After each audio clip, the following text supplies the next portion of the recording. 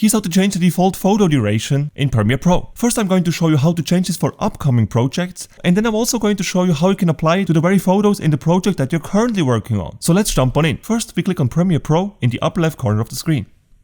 Then we go to Settings, followed by Timeline. There you will find the option Still Image Default Duration. It's currently set to a quarter second. To change it now for all images, simply adjust this value right here.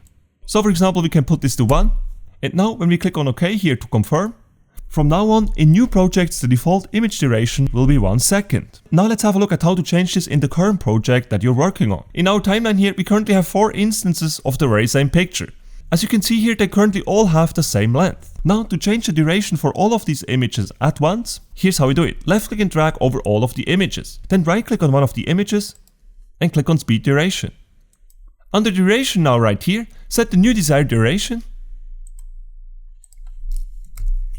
And once you've done that, make sure that Ripple Edit here is selected. And finally click on OK. And as you can see, the duration of all of these images has been adjusted accordingly, without leaving any gaps in between them. If you don't click Ripple Edit right here, and change the duration,